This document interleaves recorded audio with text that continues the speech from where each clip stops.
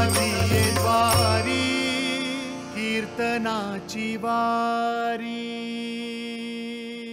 मग ज्ञानोबरायांना लोकांनी प्रश्न केला, का हो माऊली, जर आमच्या प्रत्येक जीवाच्या ठिकाणी अशा वेगवेगळ्या आवडी असतील ना, तर मग तुमच्याही अंतःकरणामध्ये तुमच्या जीवाच्या ठिकाणी काहीतरी आवड असेल की नाही? मग ज्ञानोबरायांनी सांगितली, हो ना, माझ्याही जीवाच्या ठिकाणी आवड आहे। तर कोणती आवड आहे? तर पंढरपूर यात्रेला जाणं, पंढरपुराच्या वारीला जाणं, पंढरीश पांडुरंग परमात्म्याच्या वारीला जाणं ही माझ्या जीवाची आवड आहे। पण सुज्ञ ऐकणाऱ्यांच्या मंडळींच्या अंतःकरणामध्ये एक असा संशय निर्माण झाला असेल, प्रश्न निर्माण झाला असेल।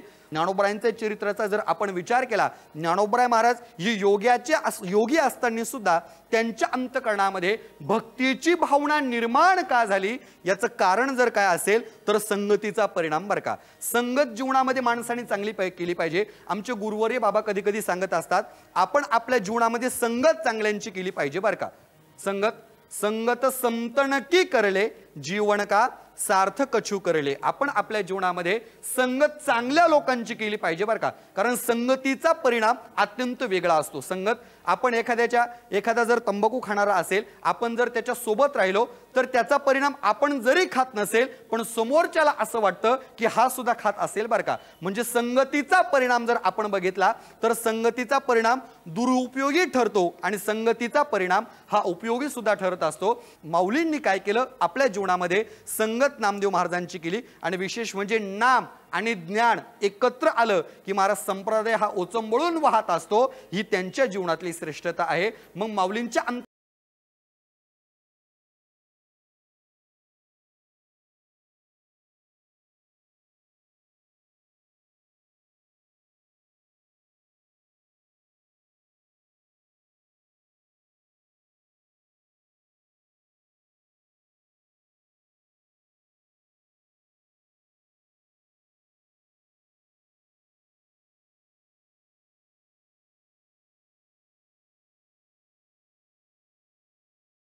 धर्माचा आपण जर विचार केला तर आपल्या हिंदू धर्माच्या संस्कृतीच्या नियमाप्रमाणे आपलं नवीन वर्ष कोणत्या दिवशी सुरुवात होत असेल तर ते कोणत्या दिवशी?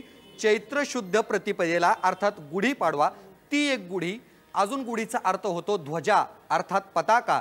ती ध्वजा मी माझ्या खांद्यावर घेईल आणि पंढरपूर यात्रेला जाईन, असं ज्ञानोबरायांच्या अंतःकरणामध्ये विचार निर्माण झाला। वारीला जावं ही अंतःकरणामध्ये इच्छा निर्माण होण्याकरता सुद्धा पुण्य असावं लागतं बरं का। पण प्रॉब्लेम असा क्रिएट होतोय, माणसांच्या जीवनामध्ये नेमकं पुण्य कमी पडतंय बरं का। कोणत्याही गोष्टीला कीर्तनाला जावं ही अपेक्षा अंतःकरणामध्ये निर्माण होण्याकरता केवळ आपल्या जीवनामध्ये आपल्याकडे पुण्य असावं लागतंय, पण आपल्या जीवनात आपल्याकडे पुण्य कमी पडतंय आणि पुण्याच्या कमतरतेमुळे आपल्या जीवनात आपल्याकडनं वारी घडत नाही। आपण आपल्या जीवनामध्ये खरं तर वारी केली पाहिजे, तीर्थयात्रा केली पाहिजे। जोपर्यंत आपले हात पाय साधन सामुग्री जोपर्यंत आपल्याकडे अत्यंत बळकट आहे, त्याच्यामध्ये जीव आहे, अत्यंत बळ आहे, तोपर्यंत माणसाने काय केलं पाहिजे?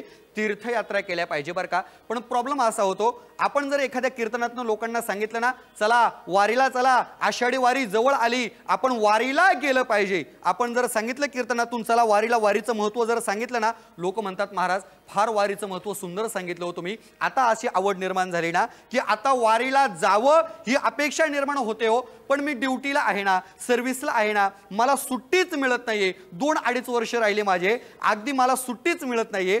मग मी काय करेल माहिती का म्हणे, 2-2.5 वर्ष माझी ड्युटी संपली का मग मी तुमच्या सोबत काय करेल? वारीला येईल। म्हणजे रिटायर झाल्यानंतर जो कंपनीच्या कामाचा राहत नाही तो माणूस मात्र वारीला।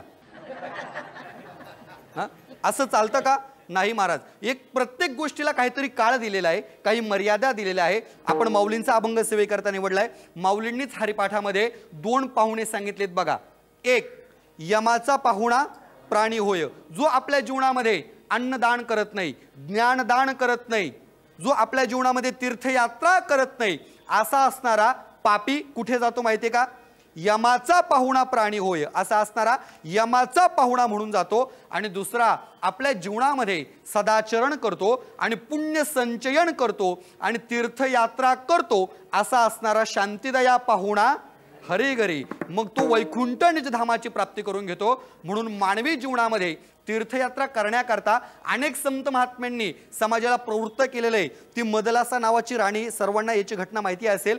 मदलासा नावाची राणी आहे ना, ती राणी आपल्या बाळाला पाळण्यामध्ये घालून झोका देत असताना काय करते माहितीये का? झोपी लावत नाही. आपण काय करतो माहितीये का? आताच्या माता माऊल्या आपल्या बाळाला पाळण्यामध्ये घालून आपण झोका देतो आणि हड रे गाईन यू रे कुत्र्या, मग ते आयुष्यभर झोपाच काढतं बरं का. आपण त्याला झोपी लावतो ना, पण मदलासा राणी मात्र तसं करत नाही. आपल्या बाळाला ती पाळण्यामध्ये घालते आणि झोका देत असताना काय बोलते माहितीये का? उठी पुत्रा जाई बाळा, तीर्थे रे हिंड, साधू आणि संत तिथे असती उदंड, तया माझी आत्मज्ञानी जो न बोले वितंड, तो तू गुरु करी तो तुझं भुजवील प्रचंड. तो तुझं कल्याण केल्याशिवाय राहणार नाही. ते बोलती पुत्रा अरे उठ, तीर्थयात्रेला जाय, साधू संतांची त्या ठिकाणी दाटी असेल ना त्या ठिकाणी जाय, त्याच्यामध्ये आत्मज्ञानी असणारा परंतु वितंडवाद न करणारा असा सत्पुरुष महात्मा तू शोधून काढ आणि तू त्याला शरण जाय. तो तुझं कल्याण केल्याशिवाय राहणार नाही. आणि आपल्या जीवनामध्ये आपल्याला असं वाटत असेल आपल्या या शरीराचं काहीतरी कल्याण व्हावं अशी अपेक्षा जर अंतःकरणामध्ये असेल ना, तर माणसाने तीर्थयात्रा केली पाहिजे, वारीला गेलं पाहिजे. आपल्या जीवनामध्ये आपण वारी केलीच पाहिजे. ज्यांनी आपल्या जीवनामध्ये वारी केली नाही, या शरीराला देहाला प्राप्त होऊन सुद्धा एकदा सुद्धा त्या वारीला गेला नसेल ना, तर मात्र तो यमाचा पाहुणा म्हणूनच जाणार बरं का. मग ते यमाचे किंकर त्याला घेऊन जातील आणि यमाचे किंकर घेऊन गेल्यानंतर ते का आपले तिथं पूजा करतात का? पूजा करतात. मारिती झोडीती तोडीती निष्ठूर, मारतात झोडतात तोडतात. बरं किती दिवस?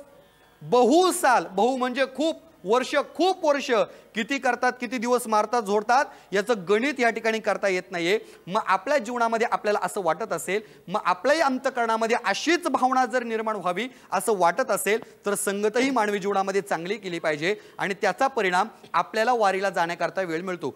पण बऱ्याच वेळेला लोक वारीला येतात नाही असं नाही बरं का. वारीला येतात, या वारीमध्ये चालत असताना ना एखादी दिंडी जर विसाव्याला थांबल्यानंतर त्यांना असं वाटतं चला घरी एखादा फोन करूया, घरी एखादा फोन करून विचारावं घरच्यांना काय चाललं, बरं आहे का, पोरं बरं आहे का, जनावर पाणी पाजले का, तो ड्युटीवर गेला का, तू काय करते. माणूस वारीला गेल्यानंतर वारीमध्ये चालत असताना चिंतन कोणतं करतो? पण घरचं चिंतन करतो.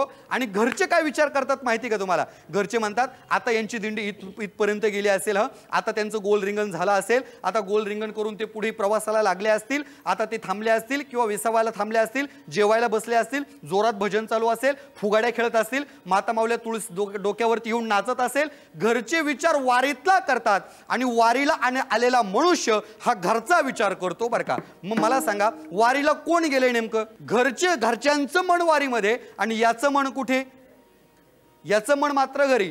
पण माऊली बोलतात माझ्या जीवनात मला तसं झालं नाही. माझ्या अंतःकरणाच्या ठिकाणी माझ्या ठिकाणी आवड निर्माण झाली. पंढरीश पांडुरंग परमात्म्याच्या वारीला जावं ही आवड निर्माण झाली. मग लोकांनी विचारलं माऊली जर तुमच्या अंतःकरणामध्ये सुद्धा पताका घेऊन जर वारीला जाण्याची अपेक्षा जर निर्माण झाली असेल तर कशामुळे झाली याचं उत्तर महाराजांनी द्वितीय चरणामध्ये दिलं. पांडुरंगी